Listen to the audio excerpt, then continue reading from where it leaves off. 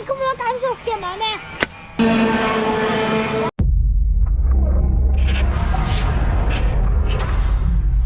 Salut toată lume, eu sunt Gabi și bine ați venit la un nou videoclip de pe acest canal. Suntem la circuitul la Prejmer, doar ce am ajuns. Nu vom face drift, pentru că pe circuitul la Prejmer nu se mai face drift din păcate.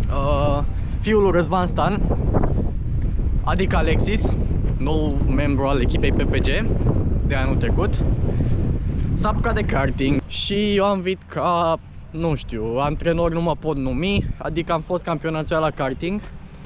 Dar am venit să-l susțin pe Alexis și să ajut pe aici cu ce pot. Trebuie să văd unde este cortul lui Răzvan. Deci am găsit și cortul lui Răzvan. Suntem acum în dubă. Stăm un pic pe scaunul ăsta de la Sparkle, luat de pe site-ul la Rayshop. Aveți un cod de reducere în descriere. Suntem cu Alexis. Salut! Azi a fost o zi mai grea pentru el pentru că nu i-a mers cel motor. Și Răzvan s-a chinuit să-i schimbe motorul. Și acum așteptăm următoarea sesiune de antrenamente să vedem cum merge. Și suntem pregătiți cu anvelope de ploaie. Ăsta e motorul pe care l-am schimbat.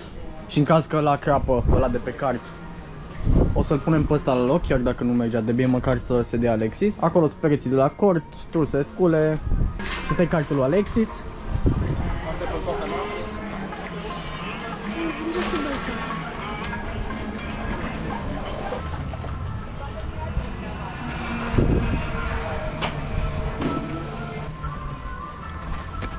Da.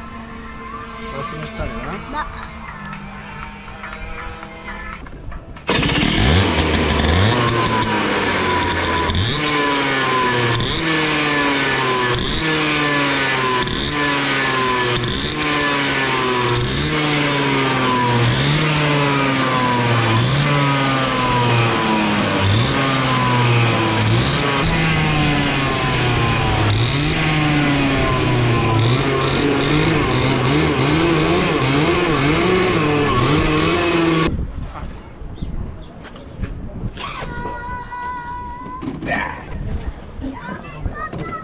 Ești pregătit? Da. Fii atent. Mergi tare, da? Stai lipit de pilotul din fața ta. Stai lipit până când prinzi momentul și depășești. Nu uita. Deci vreau să mergi mult mai tare decât te mergi data asta. Da.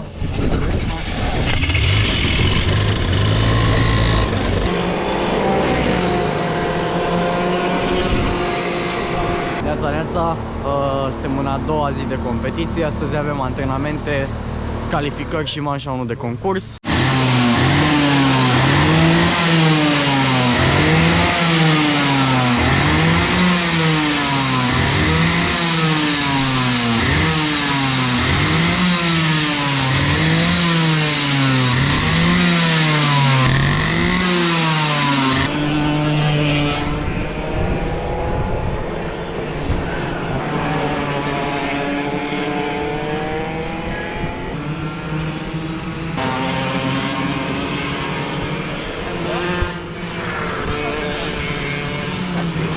I-am pus transponderul lui Alexis în ultimele două ture, l-am tras pe dreapta, că n-am mai avut timp să îl punem și pierdeam antrenamentul.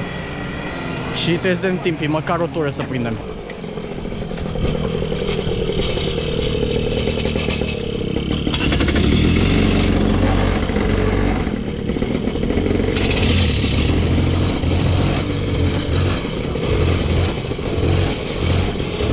Ia zi, te-ai îngășat? Ești la kilograme? Da? Nu? Nu? Hai să dau 0.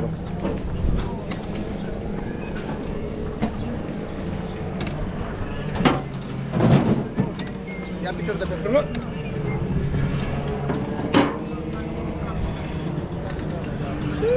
– 95 cu 2. A ieșit 200 de grame. Ba, vă mult. Hai.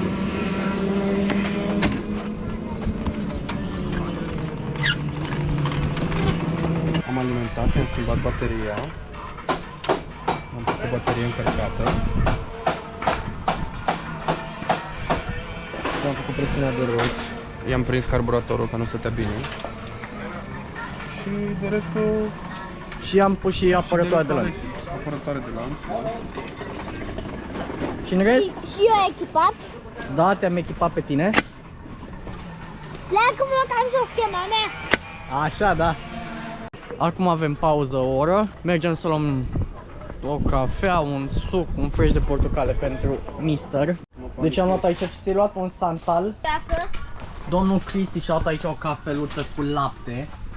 Ia, frumos, să avem energie. Acum începe în vreo 10 minute prima manșă de concurs și ultima intrare pe circuit de astăzi. Cartul e gata.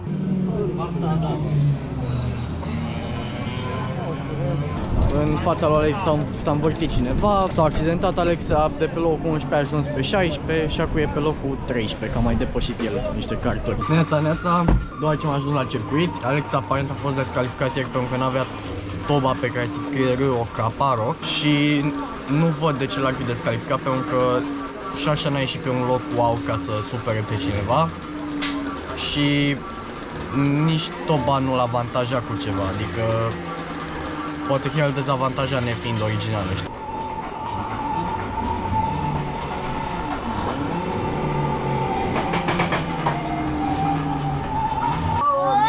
Direct pe vlog, ce faceți?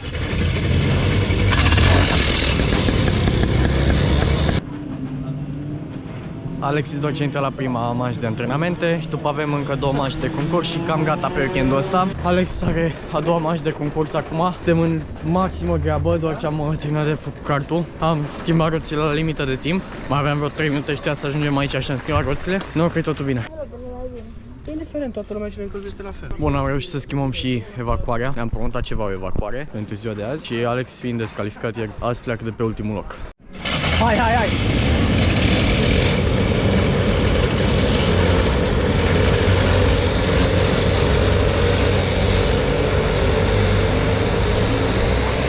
Cât a depășit? 7 piloți.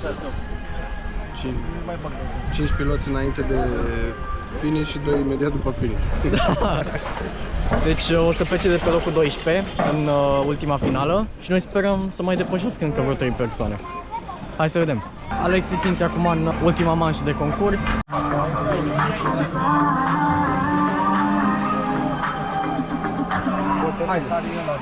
Ne întoarcem în direct de la Prejmer, acolo unde urmează cursa categoriei micro-rock și venim din nou pe linia dreaptă de start sosire să vedem dacă de această dată se pleacă în cursă. Ei bine, da, de această dată startul este validat și începe manșa de 7 tururi. Se bagă deja acolo Antonia Vidican, era la ataca locul al 5-lea și părea că a urcat pe 4. Hai să vedem dacă acest lucru s-a întâmplat. În față de Rembetea rămâne lider, Robert Pulbere e pe 2 și într-adevăr Antonia Vidican a urcat pe poziția a 4-a între piloții Drinago. Iată, plutonul pe poziția a 3-a este Valeriu Gabriel Sescu Ursu, numărul 133. Dar aceștia toți încearcă să păstreze contactul cu primii doi. E foarte posibil ca ritmul primilor doi să fie superior. Haideți să vedem. Da, ghinion pentru Victor Gorun. Probabil o problemă tehnică. I-au determinat pe mecanici să-i retragă cartul. Dezamăgit puștiul. L-am văzut plecând din zona startului destul de afectat. Mai mult decât atât, asta îi va afecta șansele și dacă cartul său va fi reparat, cursa a 3-a clar va pleca de la coadă. Vedem ce va putea recupera de acolo. Din păcate, prima manșă ar putea să rămână reperul său în această etapă. Iată, pe Betea pune distanța, aproape că pune secunda. Antonia Vidican între timp trece de Valeriu Gabriel Sescu Ursu și urcă pe poziția a 3-a. Se vede și experiența Antoniei aici în fața piloților care au făcut tranziția de la categoria promo către micro în timpul sezonului precedent sau în această iarnă. Antonia urcă pe 3 și rămâne aproape de Robert Pulbere și iată avem deja secunda între Darren Betea și Robert Pulbere. Forțează pe acest tur cu numărul 2 Darren, liderul acestei curse, care se desprinde cu destulă ușurință. Hai să vedem la ce reper oprește cronometrul liderul acestei curse. 1.06.6, cu aproape o secundă mai rapid decât Robert Pulbere, care este prins de Antonia Vidican. Vine la doar o zecime Antonia de ocupantul poziției secunde. Valeriu Gabrielsescu Ursu nu ține acest pas și conduce un pluton secund din care mai fac parte Bratu, Pârvu și Băsescu Pricop. Iată, aici este grupul cu cei 3 piloți Drinago de pe locurile 4, 5 și 6. În față tot crește cartul și se formează grupuri, fiecare își găsește cu cine să se dueleze. Lupta este foarte, foarte aprigă la această clasă. Da, apropo de luptă aprigă, observăm duelul pentru poziția a doua. Antonia Vidican vine tare din spate și încearcă acum un atac, în timp ce Darren Betea mai pune 40. A ajuns cartul la 2 secunde față de urmăritorii săi și îmbunătățește, dacă nu mă înșel, timpul pe un tur de circuit. Da, mai găsește încă o zecime, coboară la 1.06.5 pe acest tur. În spatele său, iarăși, aproape că se pierde o secundă. Vedem și confirmarea grafică a acestui nou reper în cursă, unul care nu mă îndoiesc că mai poate fi îmbunătățit în cele ce urmează, în minutele următoare. Încă nu vine atacul Antoniei, rămâne la cutie acolo în spatele lui Robert Pulbere și față de Robert Pulbere aș zice că Antonia are un ascendent al experienței la această categorie. Pulbere este dintre cei care au făcut tranziția la jumătatea anului trecut, a început să ruleze la această categorie, iar asta îl face să aibă mai puține curse încă în cadrul acestei clase micro-rock, o clasă care vine după un an 2021 entuziasmant, cu acele bătălii dintre Patrick Săliștean și Răzvan Ciobanu. Acum însă tare am impresia că Darren Betea cam sprintează către titlu. Între timp, iată atacul Antoniei în șicana 1-2 și trece. Să vedem dacă e o recidivă în 4. Vine Robert Pulbere.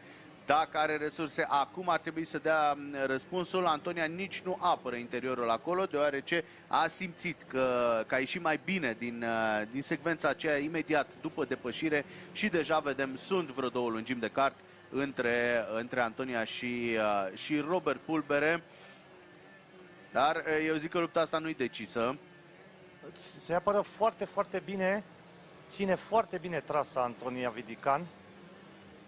Și îi mai smulge o zecime lui Pulbere. Hai să uităm în spate pe alocuri. Da. Într-adevăr. Foarte bine a negociat sectorul al 3-lea. Iată, avansul crește. Excelent merge Antonia Vidican. 4 secunde e deficitul față de Darren Betea. Cred că în momentul în care va fi secunda și între Vidican și Pulbere putem considera înghețată lupta pentru podium și ne vom concentra pe acest pluton cu numărul 2. Între timp, Darren Betea pe fiecare tur mai găsește câte ceva, mai dă jos câte o zecime și ajungem la 1.06.3, timp în care aici Valeriu Gabrielsescu Ursu este presat de Bratu și de Pârvu, care își doresc mai mult decât un loc 4 în cursa asta. Locurile 4, 5, 6 și 7 sunt foarte, foarte apropiate. Iată-le și în cadru. Ce diferență de trasă acolo. Pârvu era pe o trasă defensivă, dar nu l-a atacat nimeni în momentul respectiv. Pe 8 e Vladimir Cosma, apoi sunt Moghiori, Drugău, Berbecel, Stan. Iată, am numit unul după celălalt 3 piloți care au fost la Promo KM în sezonul precedent. Apoi Negrea, Florescu, Pop și Poptean. Gorun, din păcate, n-a plecat din această cursă, dar toți cei 16 care s-au lansat în cursă sunt în continuare acolo. Iată, un tur pierdut de Poptean a fost depășit de liderul Darren Betea, care se află în ultimul său tur.